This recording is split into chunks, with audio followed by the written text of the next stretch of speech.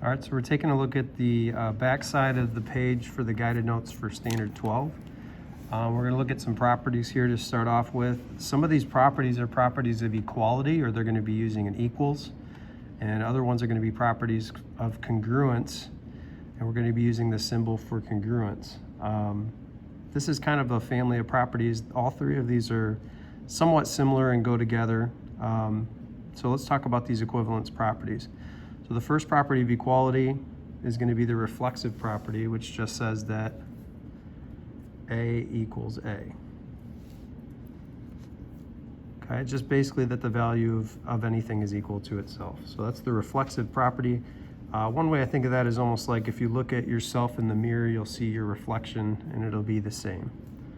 The symmetric property says that if A equals B, then B equals A. Almost like that there's symmetry there, that we could flip these around and that statement is still going to be true. And then the third property, called the transitive property, says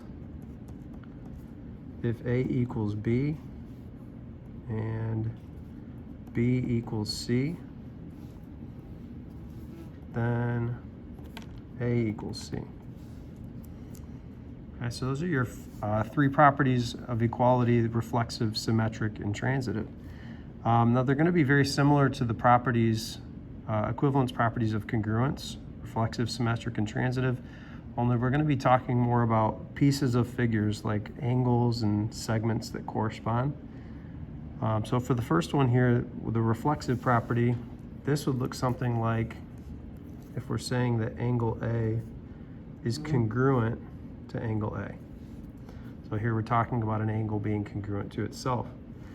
Or we might talk about segment AB being congruent to segment AB.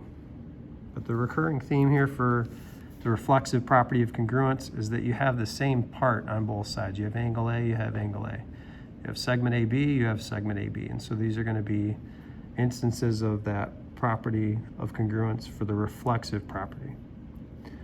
For symmetric, an example could be if angle A is congruent to angle B, then angle B is congruent to angle A.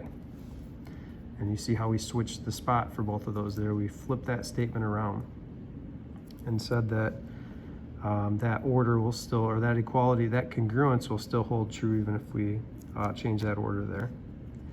Another example of this would be if I say if segment AB is congruent to segment CD, then I can switch that around. I can say then segment CD is congruent to segment AB, and that statement is still going to be true. So that's that symmetric property. For transitive, if I want to talk about angles, I could say if angle A is congruent to angle B, and angle B is congruent to angle C, then angle A is congruent to angle C. And so again, I don't know that I talked much about it up here, but we can kind of see this makes sense. If A equals B, but B is also equal to C, then I can go from the very beginning to the very end and say then A equals C. And likewise down here with congruence, if angle A equals or is congruent to angle B, and angle B is congruent to angle C, then I can go from the very beginning to the very end and say angle A is congruent to angle C. One more example here would be if we're talking about segments. If segment AB is congruent to segment BC,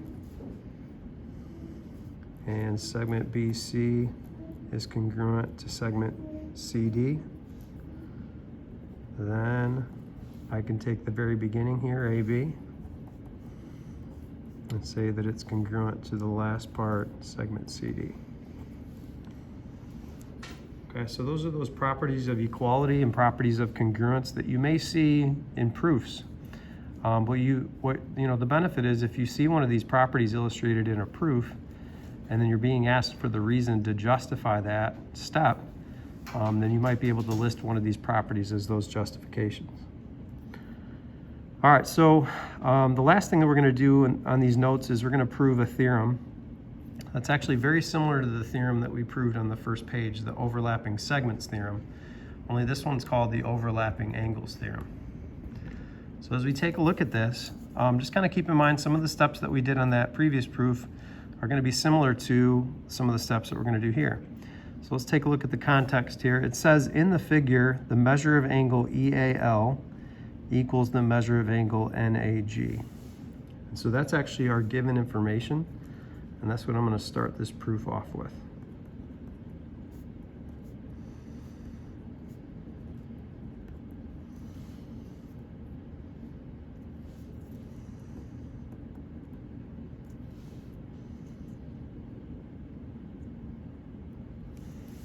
Okay.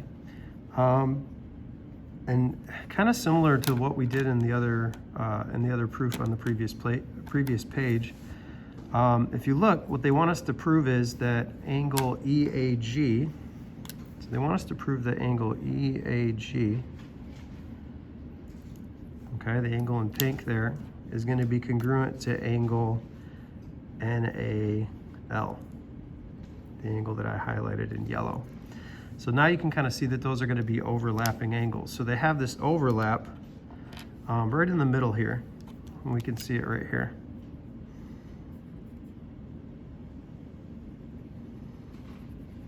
That this is where they overlap. So what we're going to do is we're starting off with a smaller angle, angle EAL, but we want to build up to a bigger angle. We want to build up to the angle EAG.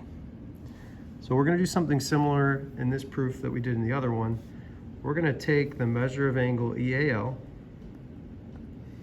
and we're going to add to it the measure of angle LAG. And if you look, EAL plus LAG is going to make that bigger angle for us. And we're also going to add that same angle LAG to the right-hand side here and combine it with the measure of angle NAG. And if you see, angle LAG and angle NAG put together are going to make the yellow angle that we're trying to make. So just remember, what property is it that tells us that if we have something that's equal and I add the same thing to both sides, it's still going to be equal? And if you remember from the previous page, that's going to be the addition property.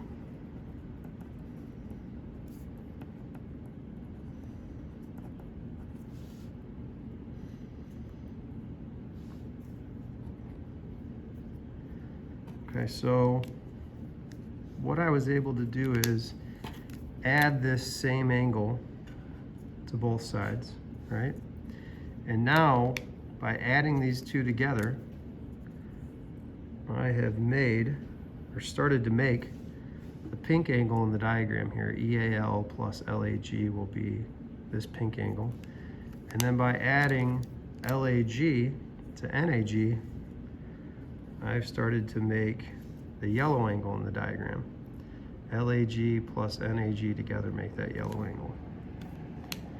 Okay, so the next step of this proof, let's talk about what the measure of angle EAL plus the measure of angle LAG combined to make.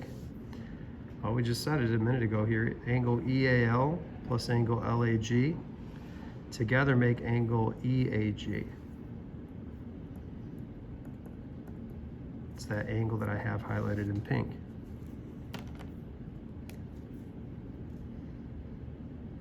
And if you think back to one of the first properties we talked about in geometry, the statement EAL plus LAG is equal to EAG is actually our angle addition postulate.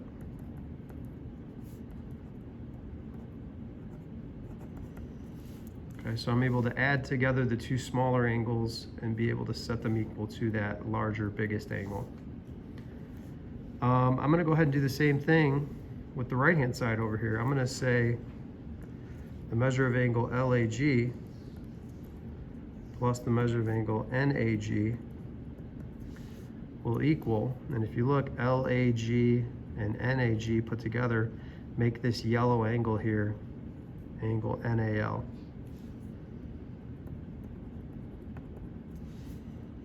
Okay, and as you look, these two steps are similar, and they're actually going to have the same reason here.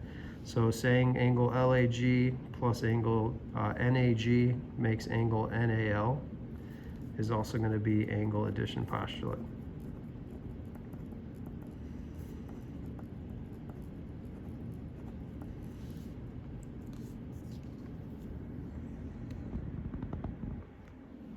Okay, so let's take a look. We actually have one last step to this proof.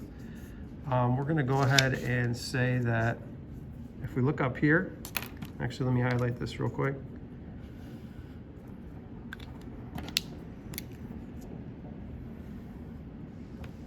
Okay, so again, we've been following this progression of we're building the pink angle in the diagram, we're building the yellow angle in the diagram, and now what we're going to do is, in this original statement up here, I'm going to replace EAL plus LAG with EAG.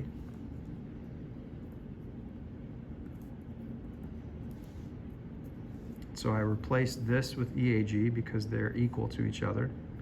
I have my equals. And then I'm going to replace LAG plus NAG with NAL because I know that that sum is equal to NAL. And once again, that property that we've talked about where you get to replace something with something else that's equal to it, that word replace kind of keeps coming back up, but that's going to be the substitution property we talked about on the previous page.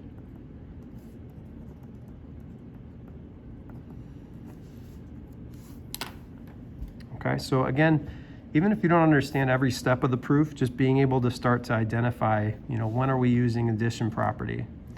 Remembering back to when we had angle addition and being able to see when that's in a proof. Or being able to see instances of where we're replacing things with other things they're equal to for substitution is going to be where you guys need to start to work on these skills now. So that is standard 12 proofs. Hopefully, most or some of this made sense to you and you're able to get started on this week's practice.